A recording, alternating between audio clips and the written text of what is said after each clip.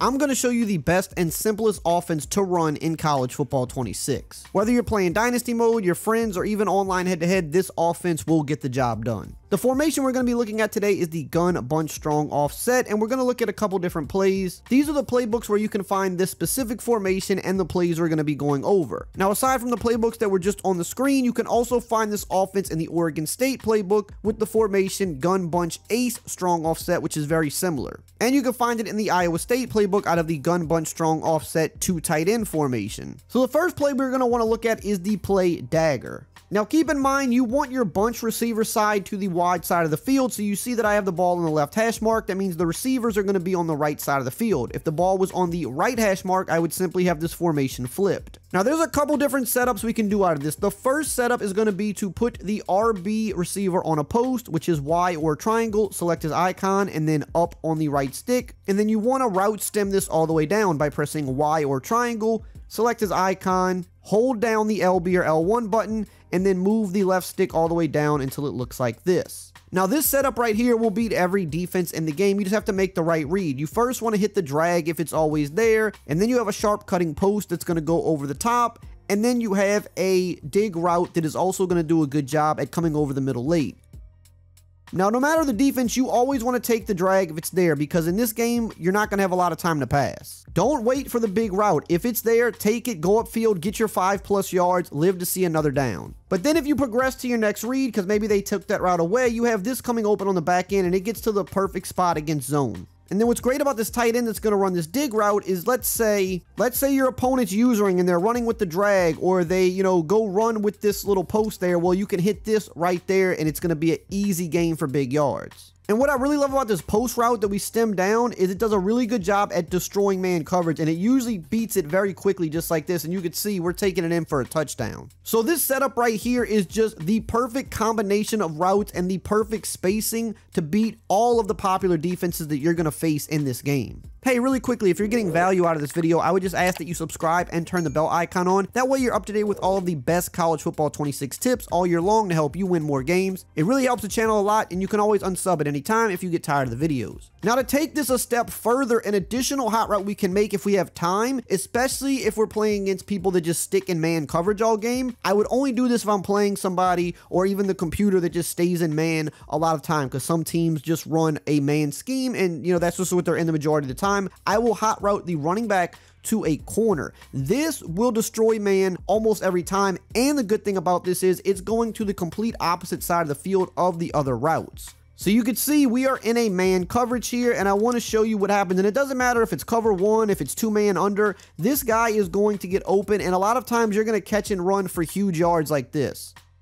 Now, another optional thing you can do that I love to do if I'm playing against someone that mainly just sticks in zone coverage, they're barely ever going to man, instead of putting the slot guy on a post and stemming him down, I'll instead hot route him to a deep cross, because it pretty much serves the same purpose, but it's a lot quicker because we don't have to do the extra step of stemming him down. And I think the cross actually is a little bit better versus zone. I mean, they're both really good versus zone, but I do think the stem down post is a better all-purpose route, because I think it tends to cook man a lot better than this deep cross, although this deep cross will also beat man, pretty decently as well. I just think the smart routed post is a little better all around. But if I'm playing just against strictly zone, I rather go with the cross, because it just gets where it needs to go pretty much about the same time, but it's less work for us because we simply just have to do one thing on the hot routes. But again, I'm going to reiterate, make sure you are just taking this drag immediately if it's open every time. Do not wait. Really quickly, I did want to let you know that I do have a membership that I offer where I post all of my ebooks and my highest level offensive and defensive strategies for college football 26. We have hundreds of active members who say that they are winning more games by being signed up, and you can try it out for free for a week with a free trial. Link is in the pinned comment below. Now let's talk about another setup that we can do out of this play that I like. What I simply will do with this setup is put the tight end on a post and then put the running back on a streak out of the backfield. This is really going to be good against zone coverage. It's a very similar concept that we just ran,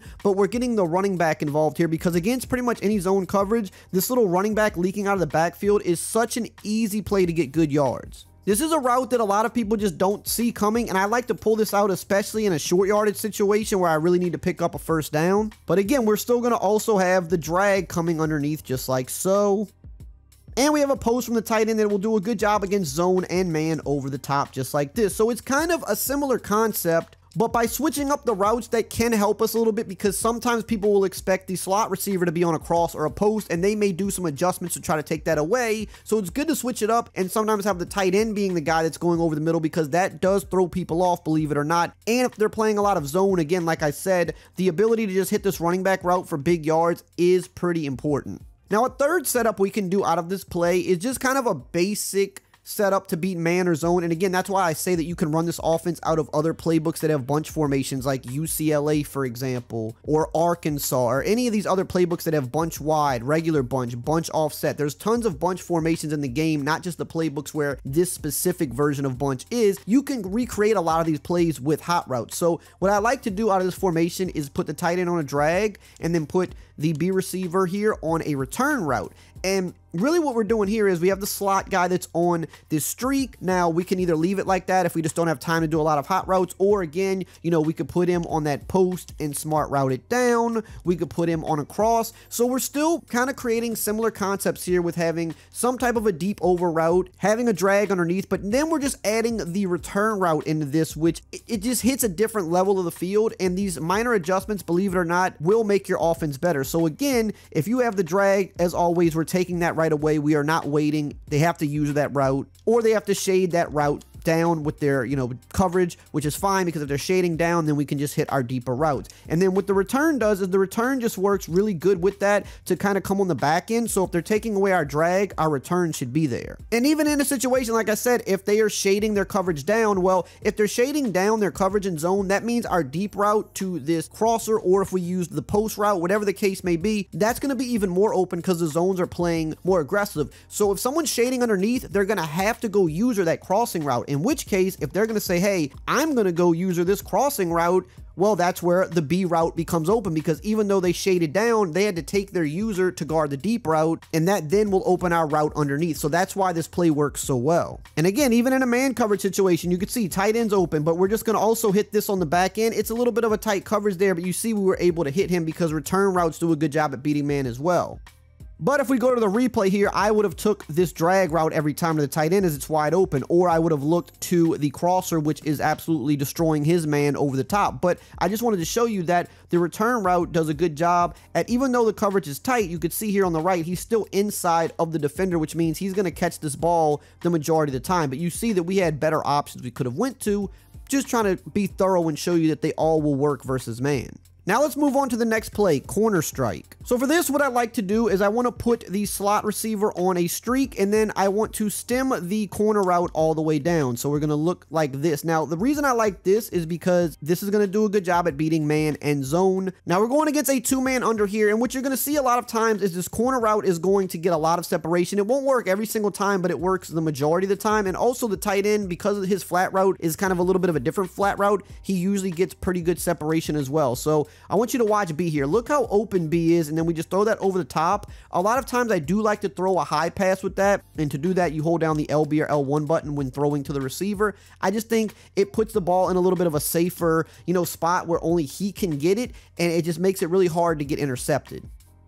So if I'm playing someone that runs a lot of man, I'm definitely going to favor this play a little bit as well, because I know that B can absolutely cook. We also have the running back, which is one of the best man beating routes in the game as well. It's a speed in. So between the B route and the Y running back out of the backfield, I mean, this is just going to be really hard to play man defense against. And sometimes you'll have the tight end open like this as well. If he gets a clean release, he's going to cook his man defender every time. Now, this is also really good against zone coverage, because what you'll notice is the way that the cornerback lines up. If they don't move this cornerback out wide, he's just not going to be able to really defend this corner route too consistently. So what you'll notice is this corner route a lot of times against zone is just going to get wide open on the sideline against a cover 3 just like that. And if you wait a lot of times too, you can still hit this flat route underneath as well, because the underneath zone is kind of in a no man's land spot. And against zone, you can also hit the running back underneath. If they're not shading their coverage, this is going to be an easy pitch and catch for like 4 to 5 yards. And like I said, if they really want to stop everything on the right side with this play, they have to kind of move this guy out. But the good thing about this is if you catch them moving this guy out, or they're starting to do this every play, you can quick snap them while they're on this guy, and then that makes it a lot harder for them to like get back and user this over the middle, so you can just take your easy dump downs. Now against a cover 2 defense, it's really similar, but you're going to notice against cover 2, you're going to like to take the flat route a little bit more because that's just going to be the easier throw, and you can kind of turn this to the outside. But again, you can also hit this corner because if they do not move that DB out, you're going to notice that you're just able to get to the outside of him because he kind of has to respect that underneath route as well. Now, another setup that I do like out of this is to just simply put the RB on a streak and leave the corner route as is. Now, the reason I like doing this sometimes is because if they're playing more like strictly zone coverage, the other setup is good as well. But this does allow us to hit the corner route a little bit deeper, and especially against cover 2 users, we can get massive gains. So against a cover 3, you'll see here that this corner just gets a lot deeper and we're able to pick up bigger yardage. Now, the reason I like doing the smart routed method is because it's a better all around versus man end zone. Now, granted, this will still beat man as well, especially if it's like off man coverage. So we'll go to it here. This corner will still beat man. So this setup can still be fine against man. However, the smarted down one just gets a little bit different of kind of a burst off the line. And I just think it's more consistent, but you'll see that even this one, you know, you can still get separation. We drop the ball there. It's just a little bit tighter sometimes. So just keep that in mind. But against zone players, this is going to be a fantastic setup because I just showed you cover 3. Now let me show you cover 2. And I want you to watch how open the B receiver gets. I mean, you pass lead this up and it's pretty much going to be a touchdown if you're like 30 to 40 yards out. So you can run it like this, or you could run it with the stem down route, but they're both going to be very good.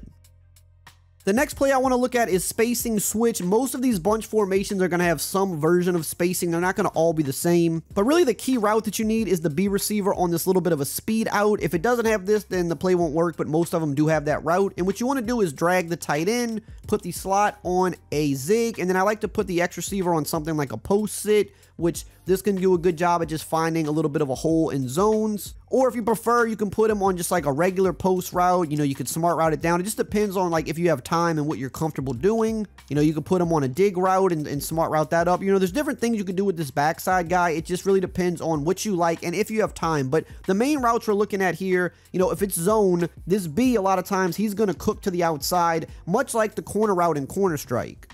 Because the defense just plays too far inside, and once he like breaks, he gets a little bit of a speed boost there, and you can hit him for some easy gains. But you also have this zig that comes open in the zones just like this. It creates a great spacing concept because this out route is going to pull the zones to the outside, and even though it's going to beat them there, it still leaves a hole vacated right here where the zig is cutting back out.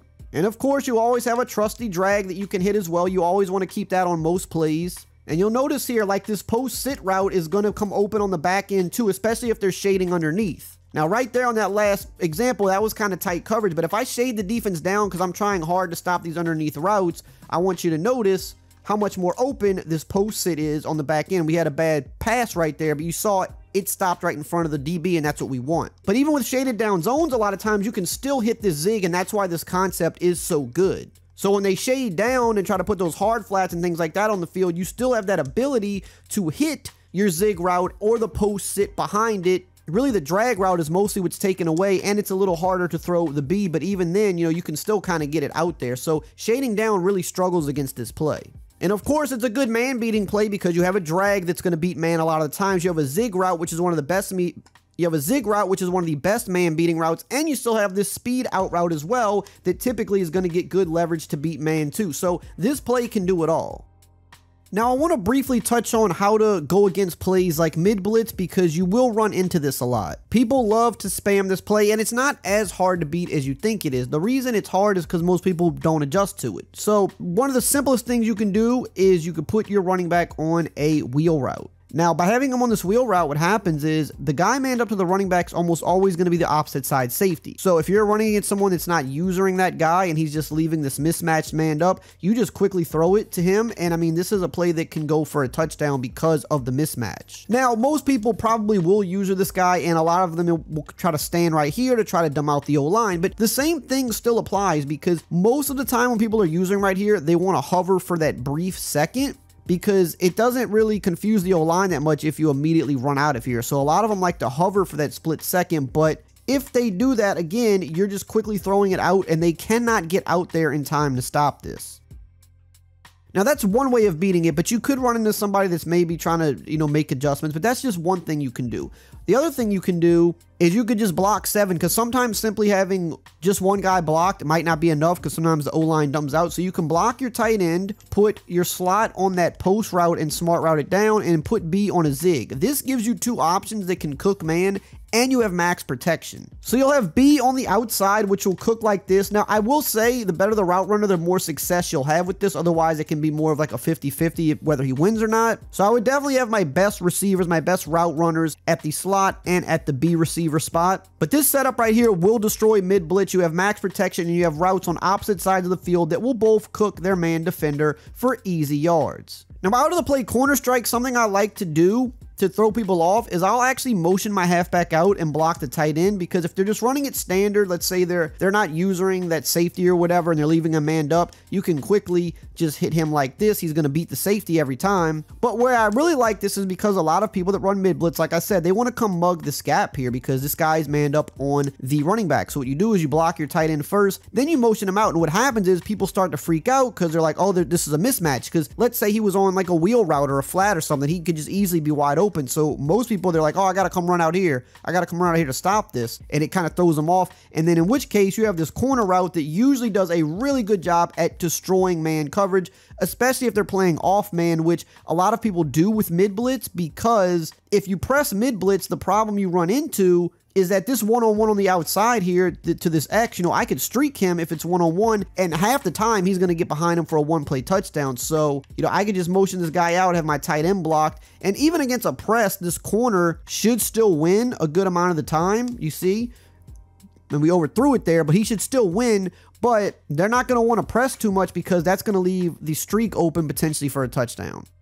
Now, where this formation can really get special is the run game, because the thing with shotgun is typically the run game out of shotgun is just going to be average at best. But in this formation, it's really good because you have a duo run, which is great. You also have an inside zone. Those are going to be your 2 good inside runs. And I would just suggest running whichever one you're more comfortable with, get in practice mode. I really like the duo because I think it just gets really good blocking. And a lot of times the middle linebacker kind of favors the inside, like you saw right there, and it allows you, like you see, you can kind of like hit this gap on the back end there. And I'm going to tell you, this duo run is one of the best shotgun runs in the game, and it's super simple to use. And you have to run the ball out of this because you want to keep the defense honest. You have 2 really good passing plays that you can set up in different ways to create multiple different looks, but having the run here as well and the ability to bounce these runs makes it really tough to defend. Now, we also got to talk about the toss. Now, some of the playbooks will have a crack toss. The one I'm in right now just has the pin pull toss.